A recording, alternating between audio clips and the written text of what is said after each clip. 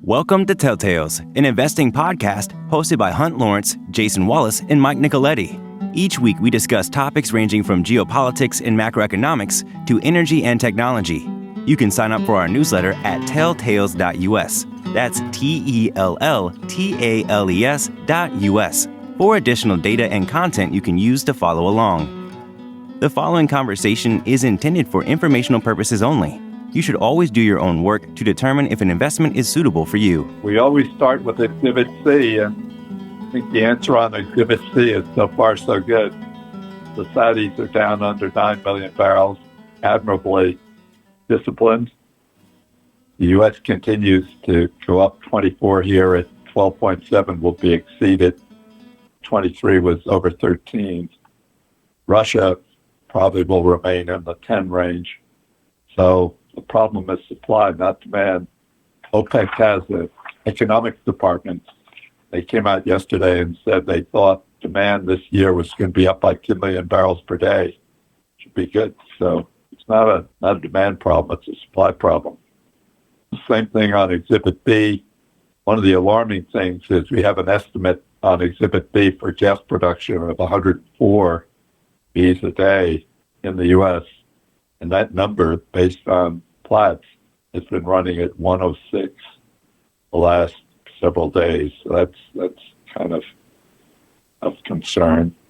We can't tell for sure where the extra 2 Bs a day is coming from, but we think it's associated gas from the Permian because the Waha price and the other prices in West Texas have been low relative to Henry Hub. The March contract is under $2, trading at $1.80 or something like that. The weather forecast for the rest of the country is for the second half of February is quite warm, and so that is hurting residential demand. And hopefully the weather will. Generally, the weather averages out. Hopefully, we'll start to see some colder weather in the next few weeks. The government revenues and expenses, I don't know, given with having all this publicity between the two parties, I don't know what they're planning to do in terms of getting the 12 expenditure bills done by early March. I guess we'll hear more about that in the next week or two. I thought one of the things we do today, because we tend to start at the front of the memo and we don't get to the back of the memo, thought I'd just keep going from the back of the memo. For those with the 20 pages in your hands, page 20 is Uber, DoorDash, Airbnb, Five Below, and Etsy being a new addition. I don't really have any news on any of these companies. Uber had pretty good results and announced a big stock buyback. I suppose people who own Uber or hope that it becomes kind of a monopoly as a practical matter. Airbnb, just recent news articles, there seems to be less travel plans going forward, especially international going forward. So that won't help Airbnb. DoorDash, I know I've been asked about DoorDash. I just think that they're up against Uber, and that isn't necessarily a good place to be. As you can see, those who don't have the schedule in front of you, DoorDash is about a cash flow break even after CapEx, where Uber does have free cash flow. So between the two, I think you're better off in Uber. Mike, Jason, anything to add on those 5 companies? I mean, I think you hit it. Uber had a strong quarter. Airbnb's was sort of mixed. They burned down a lot of their unearned revenue, is my understanding. So cash flow actually in that quarter, when you account for the burn down in unearned revenue, it was pretty minimal, which was a big change from the year before. Even in the fourth quarter, they held or didn't have as big of a drawdown in that unearned revenue. So I think part of that's the millennials and zennials aren't doing as many of these month-long trips and renting places and working from home. People are going back in the office and maybe a little less flexibility on the travel schedule. Right. Anything else, Jason? We're going to lean on Jason on page 19 because we have a lot of healthcare here. So should we go on to 19, Jason? Sure. Yeah. Here it's all healthcare. And I just make a couple of comments on this from just seeing recent news. UnitedHealth seems to be pretty solidly established. It's got an enormous amount of free cash flow. It's got $29 billion of free cash flow. CBS is trying to play catch up, but they have a drug chain attached, and I think that's holding them back. Regeneron just seems to be a very well-managed pharmaceutical company. Biogen, Jason can fill us in, but I think they're having trouble. I think there was the potential there was a drug that I think they're giving up on for Alzheimer's. And Eli Lilly, of course, is the star of the parade here, trading at 70 times free cash flow, with a product that is in high demand. But Jason, over to you to fill in this page. Yeah, Eli Lilly's interesting, where the demand for GLP-1 drugs seems like it's infinite. The read-through on some of these, like Kraft Heinz and Campbell's Soup and the other kind of snack producers, is interesting. Their sales have been down pretty significantly, really, and they blame it on the tightening consumer, and certainly that's probably true. But I wonder how much of it is that a large percentage of the population might be taking GLP-1 drugs and eating less snacks and mac and cheese, in the case of Kraft Heinz and the like. As far as UnitedHealth Group and CVS, for me, I really don't like the pharmacy benefit management business that those two have. And then in recent news, the FTC has launched an investigation on some of the drug distributors, which is kind of interesting. Mike and I have a theory that the FTC is really trying to do a fact-finding mission to build a case against the PBMs, and just wrapping their hands around whole drug manufacturing, distribution, and negotiation process. It really doesn't seem like the headline was they're investigating drug shortages and distributors causing shortage, but it smells like that's not true. If the distributors would benefit by distributing more drugs, so maybe they're ultimately going after the PBM business. Right. Anything else, Michael? No, nothing to add there. Jason's got it. Yeah. This episode of Telltales is brought to you by Top Mark Capital.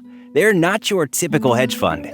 They use a blend of best practices from value investing, venture capital, and private equity, which gives them a unique perspective on market dynamics. And the results truly speak for themselves. So, if you're a qualified investor who's looking for an innovative, emerging manager, visit topmarkcapital.com to learn more. This is not an offer to sell or a recommendation to purchase or a solicitation of an offer to buy any security nor a recommendation for any investment product or service. And now, back to the show.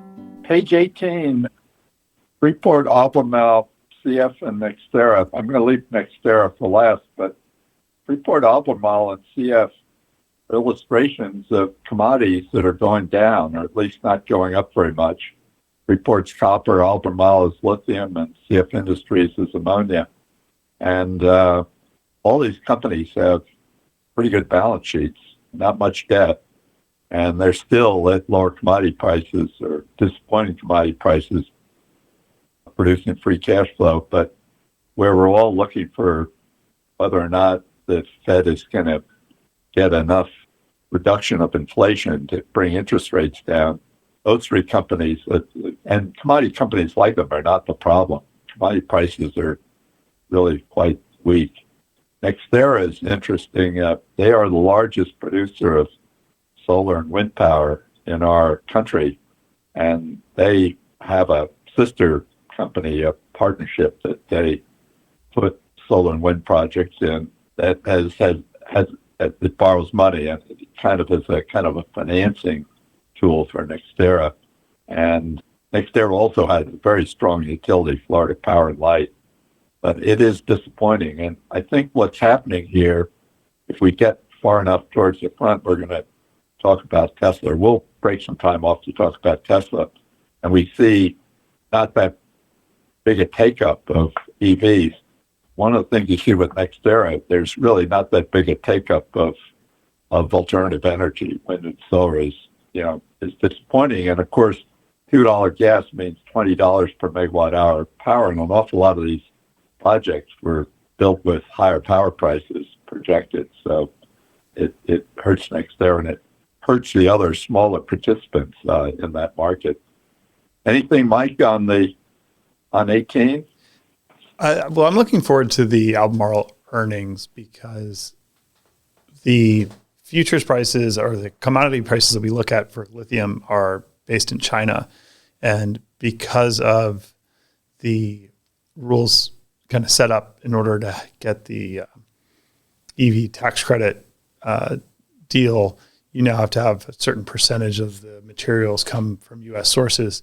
So I think there's probably a divergence in the price between what you're able to achieve in China versus what you achieve in the U.S. We're hearing, and the other thing on lithium is we're hearing pretty good news out of the projects that are going on at the Salton Sea here in Southern California. Those projects seem to be making progress and expanding and moving through their phases of development. So it seems like the industry is still forecasting the consumption of the materials that will, support development of new projects. Right. Yeah, battery technology is moving along too, as we can see from Tesla and CATV and BYD, and it all seems to still be based on lithium, but the progress is being made. We can tell you because we're in the business in Yorktown of utility scale batteries. The price of batteries is off about 30%. So there's no question that the people that make batteries, largely in China, are figuring out how to make them for less money. I'm going to skip page 17 because I'm embarrassed. I was supposed to update it last weekend. I just didn't get to it. So let me update it, and then you can hit it. Talk about those companies next Wednesday. The next page, working from the back, is page 16, which is McDonald's, Starbucks, Chipotle, Celsius, Hilton Worldwide. Mike and Jason have owned Celsius for a while. It's the smallest and maybe the more interesting company on this page. They do have free cash flow. They have kind of a big brother in PepsiCo, which owns their preferred stock and has distribution rights for the product. I guess we'll go to Jason. Jason was the one who discovered Celsius during COVID by having an outdoor gym and noticing everyone was drinking it. But Mike and Jason have done a lot of research on the take-up of Celsius, and it's one of the best stocks in the past 10 years, if not the best, was another beverage company, Monster, beat Apple, beat everyone. One of the interesting things about Celsius is they have gotten to the point where they do have free cash flow, and the question is how far will it carry, and what is the competition for these? I guess you'd call them alternatives to traditional beverages. So over to you, Jason. You're the one who gets credit for finding Celsius. How does it look to you at this point? Yeah, besides achieving free cash flow, they hit another milestone in having double-digit market share in energy drink, which other than Red Bull and Monster, no one else has achieved. It's been a duopoly. Celsius is drink. Their drinks are sugar-free, and the industry is moving more in that direction. Monster's being a little slow to move that way.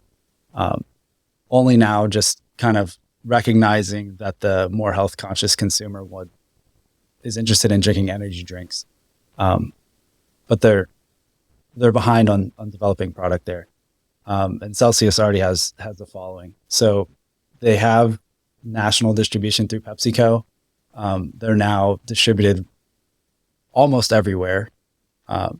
So the goal for that company now is expanding in the markets, getting more brand recognition and more people to go buy the product in the convenience store. They also just recently expanded into Canada, and then they're discussing expansion into Europe as well, which might occur sometime this year. Well, and on the international front, it's worth mentioning their sponsorship of Formula One. That gets them some pretty good international coverage. Although Jason and I have been discussing as to whether Formula One's really the right venue for them to be advertising in, going head to head with Red Bull, since that's really their territory. And, remembering the fact that this is a beverage that's consumed 50% by women. So spending the money on the sponsorship of Formula One, we don't know the dollar amount. You might have rather seen a different ad spend or marketing spend. Right. Their marketing spend, other than that, is largely through social media channels. Right. Comment on McDonald's and Starbucks and Chipotle. The restaurant business is pretty expensive, 30 times or more free cash flow. McDonald's doesn't seem to grow too much. Chipotle does. Guess if you could get past the, paying 30 times free cash flow between Chipotle and McDonald's, I guess you go with Chipotle. The other interesting thing on this page is Hilton. Hilton would be the kind of anti-Airbnb. Airbnb is not necessarily good for hotels. Hilton doesn't really own hotels. They just franchise them. So it's an interesting business. Again, it'd be much better to get it for a lower price, rating for 24 times free cash flow. That's certainly an interesting business. The next page is into healthcare again, and Mike and Chase are fans of Lantheus and Vertex Pharmaceutical. The others, Pfizer, Moderna, and BioNTech, of course, had huge cash flow during COVID. But fortunately for all of us, COVID has really quieted down. So demand for COVID vaccines is way, way off. Any commentary on news on Vertex Pharmaceutical or Lantheus, Jason? Lantheus is having a change in management. So we've got our eyes on that, and we'll have more details shortly. Oh, Lantheus had that study that for the tau protein one. That's interesting. Yeah, a recent announcement. So they have a pretty early stage diagnostic for Alzheimer's where they can image tau protein tangles in the brain. And some news there is a large national study is going to use their diagnostic as while they're investigating the progression and causes of Alzheimer's. So that is a competitive market, but it's interesting and good to see that they're the one winning business there. Right. We want to save a little time for developments at Tesla, but we could do one more page here. Page 14 is the manufacturing companies. Although Fastenal really isn't a manufacturing company, it's a marketing company of fasteners and saw blades and that kind of stuff. Very, very, very good performer over a long number of years. Same thing for TransDigm. Caterpillar and Deere are just dominant in their fields. And here your times free cash flow gets into the mid-teens, which is much more reasonable. Things like TransDigm and Fastenal with their long-term performance, those ratios times free cash flow are in the 25-30 range. Caterpillar and Deere have good long-term records and market values times free cash flow in the 13-14 times range. Any comment there, Mike? No, but 26 isn't a bad number for Fastenal. I mean, historically, we've seen it higher than that. So maybe we're spending a little more time on. That is true. I'm going to skip the banks. I'd like to get the 10Qs for JP Morgan, Morgan Stanley, and Goldman Sachs and get numbers down. And then The next few pages are energy, which I think we can skip for next week or the week after. Then we get into the retailers. Only comment here is that it's remarkable. I know I said this before, but when you look at free cash flow in Walmart, which does $640 million of sales and free cash flow of 17, and then you look at Home Depot, which does $155 billion of sales and $21 billion of free cash flow. It's remarkable how Home Depot and Lowe's are, make much better free cash flow margins than more diversified stores. I think we've talked recently about MasterCard and Visa, just really good businesses and very difficult for other payments businesses to compete with. And then last week we talked about bundling Netflix and Charter and Comcast and AT&T and Verizon. And we just want to emphasize, I talk to Mike every morning, it's really, and including Netflix, it's really unclear who's going to emerge there. And Walt Disney and Amazon Prime. So from an investment point of view, it's interesting. It's certainly something that's happening, but trying to take an investment out of that is just too hard. Any additional comment there, Mike or Jason? What I'd add is last week we kind of talked about, what's the upside if that Disney, Fox, Warner deal works. There's an article in the Wall Street Journal today or yesterday by Holman Jenkins, and he basically paints the bear case for why it won't work. So if you're interested on the topic, there's it's a good perspective and probably the higher probability reality for that particular deal. We're all the way up to page 3. Everyone will be looking for the NVIDIA results. People who project results at NVIDIA are awfully bullish. Mike and Jason own the stock. So how do you think about NVIDIA at these kind of levels? It was a lot easier stock to own or to acquire at much lower levels. Jason, a number of weeks ago made a good point. That is, the GPUs are great, but if you add up what people are paying NVIDIA for their GPUs, it's going to be a pretty high percentage of all data center spend. So that is a percentage to keep in mind when trying to figure out exactly how far NVIDIA can go. Mike or Jason, any comment on that? Well, as far as valuation goes, it's cheaper than an AMD and ARM, and more promising from that perspective and more reliable. The question is, and it's always the case in semiconductors, is where's the cycle end? Because the semiconductor industry inevitably works in cycles.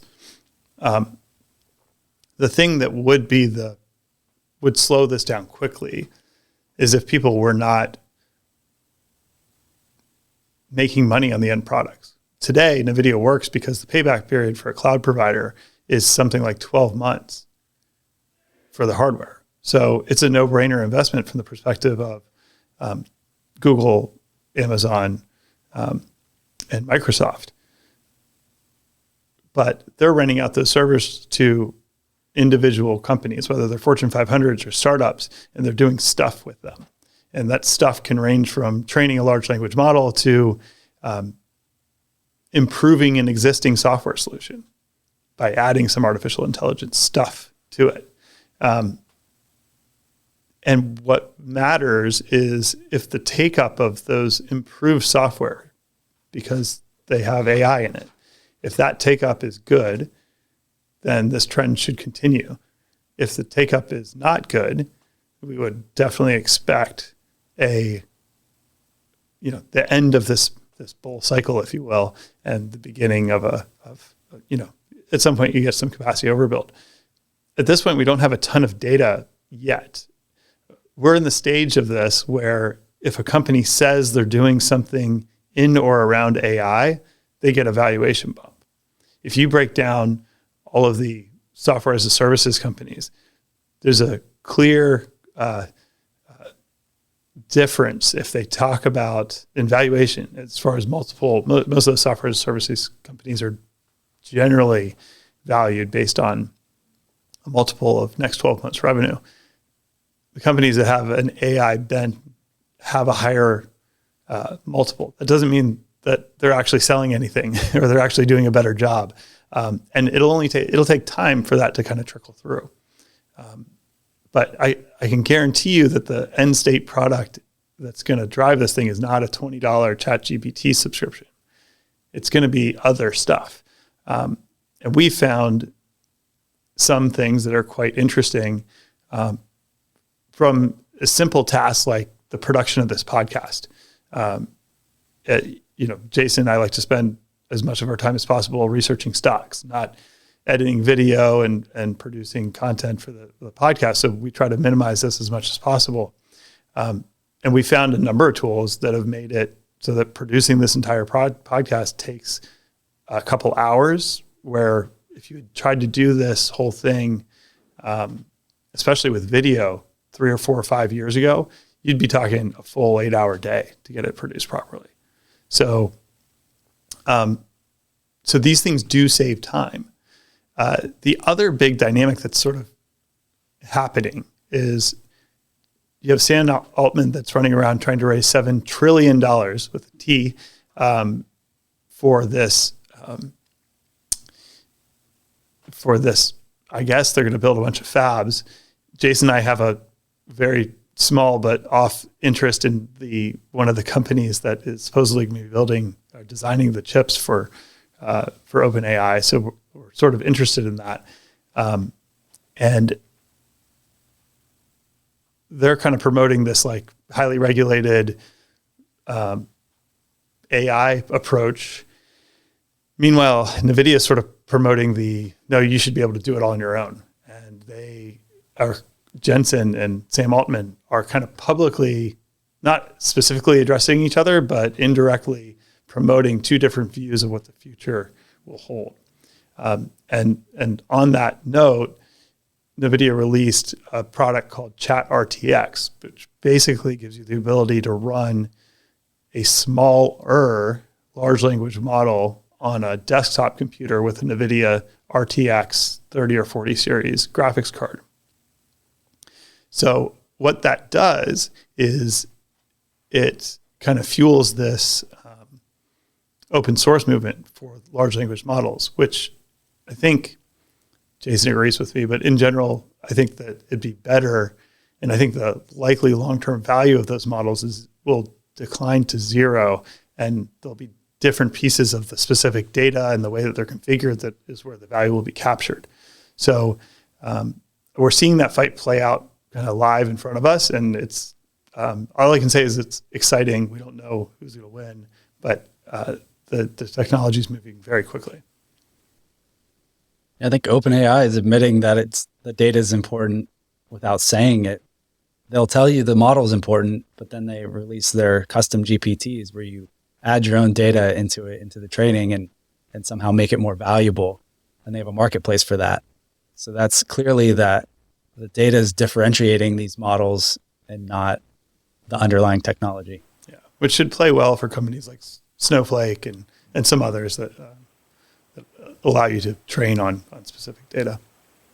Right. I think we're going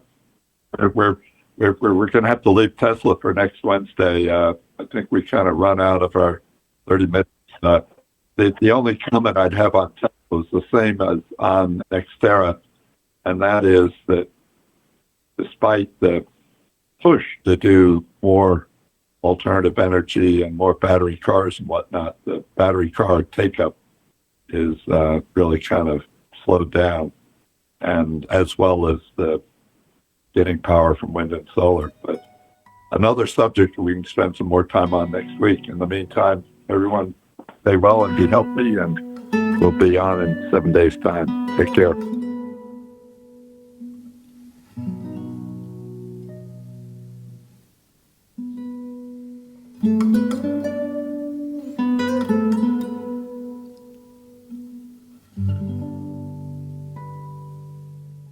Thank you for joining us this week.